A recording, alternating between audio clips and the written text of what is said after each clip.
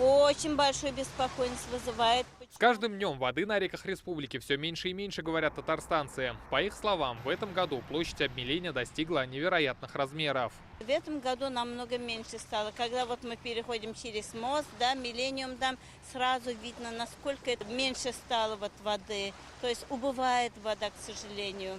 Заметить изменения можно просто окинув взглядом берега водоемов. Они все в засохшей тине. Илы, ракушки – все, что осталось, говорят рыбаки. Да я на Мёше езжу сейчас, там виднее.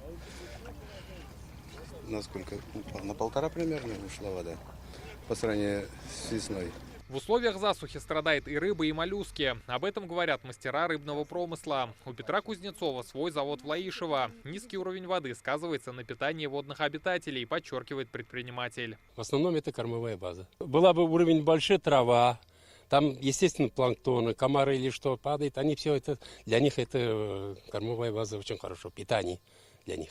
А при этом же вон голая земля, там что, ничего нет такого.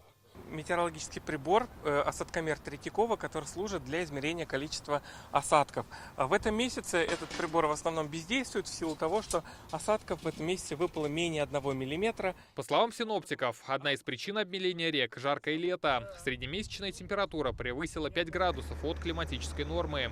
Вместе с тем осадков в регионе выпало в 3 раза меньше обычного. За все лето выпало всего 67 миллиметров осадков, в то время как в норме за 3 летних месяца должно выпадать около 180 миллиметров осадков. И в то же время такое изнуряющая жара этого лета, она обеспечила интенсивное испарение, что также повлекло за собой некоторое уменьшение количества влаги в водоемах. Среди причин обмеления рек специалисты видят и застройку берегов. Она высушивает мелкие водоемы, которые питают Казанку, а затем и главную водную артерию страны. Именно от притоков зависит, в общем-то, пополнение воды Куйбышевского водохранилища. Ну, к примеру, на реке Казанке существует немало притоков городских. Есть Солонка, Сухая, Киндерка, Нокса. Многие из них застроены до уреза и продолжают выделять участки. Соответственно, реки эти становятся сухими. Соответственно, не восполняется Казанка, не восполняется Волга. Экологи отмечают, на самом деле происходит не обмеление Волги, а снижение уровня Куйбышевского водохранилища. Сейчас он составляет 51 метр. Большие объемы воды необходимы в Астраханской области. В настоящее время расходы через гидроузел Куйбышевского водохранилища составляют 5000 кубических метров в секунду. При этом приток составляет 4000 кубических метров в секунду.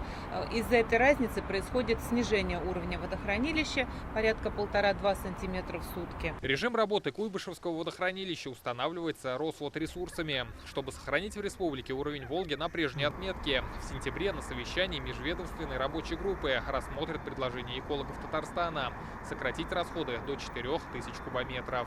Рамиль Галиуллин, Нафиса Минязова, Владимир Гурьянов и Алмаз Зиединов. ТНВ. Казань.